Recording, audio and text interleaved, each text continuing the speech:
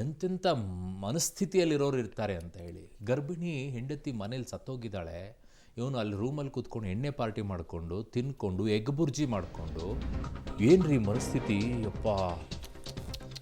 ಬೆಂಗಳೂರಿನಲ್ಲಿ ಆಗಿರೋದಿದು. ಗರ್ಭಿಣಿ ಅನುಮಾನಾಸ್ಪದವಾಗಿ ಸಾವನ್ನಪ್ಪಿರೋದು ಹೆಣ್ಣೂರು ಪೊಲೀಸ್ ಠಾಣೆ ವ್ಯಾಪ್ತಿಯ ಥಣಿಸಂದ್ರದಲ್ಲಿ ನಡೆದಿರುವಂತಹ ಘಟನೆ ಇದು. ಉತ್ತರ ಪ್ರದೇಶ ಮೂಲದ ಸುಮನಾ ಅಂತ ಹೇಳಿ 22 ವರ್ಷ ಸಾವನ್ನಪ್ಪಿದ್ದಾರೆ. ಪತಿ ಶಿವಂ ಜೊತೆಗೆ ಬಾಡಿಗೆ ಮನೆಯಲ್ಲಿದ್ದಿದ್ದು ಸುಮನಾ. ಅವನು ಪೇಂಟಿಂಗ್ ಕೆಲಸ ಏನೋ ಮಾಡ್ತಿದ್ದಂತೆ. 3 ದಿನಗಳ ಹಿಂದೆ ಮನೆಯಲ್ಲಿಯೇ ಸುಮನಾ ಸಾವನ್ನಪ್ಪಿದ್ದಾಳೆ. ಯಾಕೆ ಅಂತ ಗೊತ್ತಿಲ್ಲ.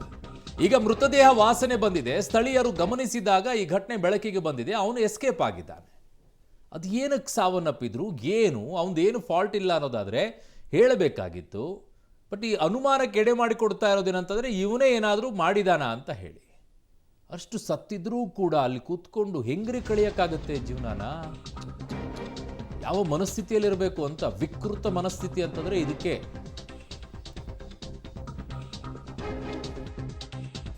ಮೃತದೇಹದ ಜೊತೆಗೆ ಪತ್ನಿಯ ಮೃತದೇಹದ ಜೊತೆಗೆ 2 ದಿನ ಪತಿ ಶಿವಂ ಕಳೆದಿದ್ದ. ನಿನ್ನೆ ಮಧ್ಯಾಹ್ನದ ನಂತರ ಸ್ಥಳೀಯರಿಗೆ ವಾಸನೆ ಬರೋದಕ್ಕೆ ಸ್ಟಾರ್ಟ್ ಆಗುತ್ತೆ. ಎಲ್ಲಿಂದ ಈ ಸ್ಮೆಲ್ ಬರ್ತಾ ಇದೆ ಅಂತ ನೋಡಿದಾಗ, ಯಾವ ಮನೆ ಅಂತ ನೋಡಿದಾಗ ಈ ಮನೆ ಅಂತ ಗೊತ್ತಾಗುತ್ತೆ.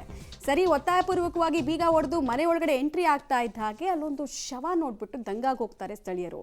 ಯಾವಾಗ ಈ ವಿಚಾರ ಪೊಲೀಸ್ ಸ್ಟೇಷನ್ಗೆ ಡೆಫಿನೆಟ್ಲಿ ಹೋಗುತ್ತೆ ಅನ್ನೋದು ಗೊತ್ತಾಯಿತು, ಆಗ ಆ ಪತಿ ಅಲ್ಲಿಂದ ಎಸ್ಕೇಪ್ ಆಗ್ತಾನೆ. ಇಲ್ಲಿ ಈ ಅನುಮಾನಗಳು ಜಾಸ್ತಿ ಆಗುತ್ತೆ. ಬಟ್ ನಿಜವಾಗ್ಲೂ ವಿಲಕ್ಷಣ ಘಟನೆ ಇದು. ಒಂದು ಶವದ ಮುಂದೆ ನಿಮಗೆ ಅನ್ನ ಸೇರುತ್ತೆ ಅಂತ ಅಂದರೆ, ಒಂದೇ ನಿಮಗೆ ಆ ಶವದ ಜೊತೆಗೆ ಆ ಪ್ರಾಣ ಇರಬೇಕಾದ್ರೆ ಏನು ಮಾಡಬೇಕಿತ್ತು ಅದನ್ನು ಮಾಡಿಬಿಟ್ಟಿದ್ದೀನಿ ಅನ್ನೋ ತೃಪ್ತಿಗೆ ಸೇರಿರುತ್ತೆ. ಇಲ್ಲಾಂದರೆ ಸೈಕೋಪಾತ್ಗಳು ಆಗಿರ್ತಾರೆ ಅಷ್ಟೇ. 2ರಲ್ಲಿ 1. ಡೀಟೇಲ್ಸ್ ಕೊಡ್ತಾರೆ. ನೇರ ಸಂಪರ್ಕದಲ್ಲಿ ಜಾಯ್ನ್ ಆಗ್ತಾ ಇದ್ದಾರೆ ನರಸಿಂಹಮೂರ್ತಿ. ಇವರಿಬ್ಬರಿಗೂ ಮದುವೆ ಆಗಿ ಎಷ್ಟು ವರ್ಷ ಆಗಿತ್ತು, ಹೇಗೆ ಈ ಪ್ರಕರಣ ಆಚೆಗೆ ಬಂತು, ಆಮೇಲೆ ಈತನ ಪಾತ್ರಕ್ಕೆ ಸಂಬಂಧಪಟ್ಟಂತೆ ಉಳಿದಂತೆ ಏನೇನು ಅನುಮಾನಗಳು ಪೊಲೀಸರಿಗಿದೆ, ಸದ್ಯಕ್ಕೆ ಈತನ ಬಗ್ಗೆ ಏನಾದರೂ ಕ್ಲೂ ಸಿಕ್ಕಿದೆಯಾ, ಎಲ್ಲಿದ್ದಾನೆ, ಎಲ್ಲಿ ತಪ್ಪಿಸ್ಕೊಂಡಿದ್ದಾನೆ ಅನ್ನೋದ್ರ ಬಗ್ಗೆ ಏನಾದರೂ ಕ್ಲೂ ಸಿಕ್ಕಿದೆಯಾ? ಮಮತಾ, ಉತ್ತರ ಪ್ರದೇಶ ಮೂಲದ ದಂಪತಿಗಳು ಬೆಂಗಳೂರಿನ ಹೆಣ್ಣೂರು ಪೊಲೀಸ್ ಠಾಣಾ ವ್ಯಾಪ್ತಿಯ ಥಣಿಸಂದ್ರದಲ್ಲಿ ವಾಸವನ್ನ ಮಾಡ್ತಿದ್ರು. ಈ ಶಿವಂ ಈತ ಪೇಂಟಿಂಗ್ ಕೆಲಸವನ್ನ ಮಾಡ್ತಿದ್ದ. ಮತ್ತೆ ಈತನ ಪತ್ನಿ ಸುಮನಾ ಗರ್ಭಿಣಿ ಆಕೆ. ಹೀಗಾಗಿ ಆಕೆ ಎಲ್ಲೂ ಕೂಡ ಕೆಲಸಕ್ಕೆ ಹೋಗ್ತಿರ್ಲಿಲ್ಲ, ಮನೆಯಲ್ಲೇ ಕೂಡ ಇದ್ಲು. ಕಳೆದ 3 ತಿಂಗಳಿನಿಂದ ಈ ಒಂದು ಥಣಿಸಂದ್ರದಲ್ಲಿ ಇದ್ರು ಅನ್ನೋ ಮಾಹಿತಿಗಳು ಲಭ್ಯವಾಗ್ತಿದೆ. ಅಂದ್ರೆ 3 ದಿನಗಳ ಹಿಂದೆ ಆಕೆ ಸಾವನ್ನಪ್ಪಿದ್ದಾಳೆ. ಅದು ಹೇಗೆ ಸಾವನ್ನಪ್ಪಿದ್ಲು ಅಥವಾ ಕೊಲೆಯ ಏನು, ಇದ್ಯಾವುದು ಕೂಡ ಇನ್ನೂ ಕೂಡ ಗೊತ್ತಾಗಿಲ್ಲ. ಆದ್ರೆ ಕೊಲೆಯಾದ ಆಕೆ ಸಾವನ್ನಪ್ಪಿದಂತಹ ಬಳಿಕ ಈತ ಯಾರಿಗೂ ಕೂಡ ವಿಚಾರವನ್ನ ತಿಳಿಸಿಲ್ಲ. 3 ದಿನಗಳ ಹಿಂದೆ ಸಾವನ್ನಪ್ಪಿದ್ದಾಳೆ. ಅದರ ಮಾರನೇ ದಿನ ಮತ್ತೆ ಆತ ಪೇಂಟಿಂಗ್ ಕೆಲಸವನ್ನ ಮುಗಿಸ್ಕೊಂಡು ಮನೆಗೆ ಬಂದಿದ್ದಾನೆ. ಆತ ಮತ್ತೆ ಮನೆಯಲ್ಲಿ ಮಲ್ಕೊಂಡಿದ್ದಾನೆ. ಮೊನ್ನೆ ರಾತ್ರಿ ಏನ್ ಮಾಡಿದ್ದಾನೆ, ಮನೆಗೆ ಬಂದಿದ್ದಾನೆ. ಆ ಸಂದರ್ಭದಲ್ಲಿ ಆ ಶವದ ಪಕ್ಕದಲ್ಲೇ ಕುಳಿತುಕೊಂಡು ಆತ ಮದ್ಯಪಾನವನ್ನ ಮಾಡಿದ್ದಾನೆ. ಮತ್ತೆ ಮನೆಯಲ್ಲಿ ಎಗ್ಬುರ್ಜಿಯನ್ನ ಮಾಡ್ಕೊಂಡಿದ್ದಾನೆ. ಅದಾದ ಬಳಿಕ ನಿದ್ರೆಗೆ ಕೂಡ ಜಾರಿದ್ದಾನೆ.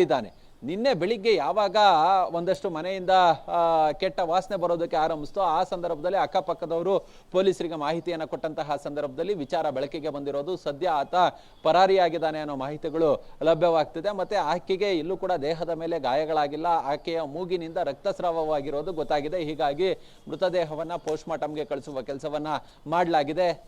ಆ ಒಂದು ಸಾವಿಗೆ ಕಾರಣ ಏನು ಅಂತೇಳಿ ಗೊತ್ತಾಗಬೇಕಿದೆ. ಹೀಗಾಗಿ ಪೋಸ್ಟ್ ಮಾರ್ಟಮ್ ರಿಪೋರ್ಟ್ ಬರಬೇಕು. ಅದ್ರ ಜೊತೆಗೆ ಈಗ ಆಕೆಯ ಗಂಡ ಈ ಶಿವಂ ಏನಿದ್ದಾನೆ ಆತನನ್ನ ಹುಡುಕಾಟವನ್ನ ನಡೆಸುವ ಕೆಲಸವನ್ನ ಹೆಣ್ಣೂರು ಪೊಲೀಸರು ಮಾಡ್ತಿದ್ದಾರೆ.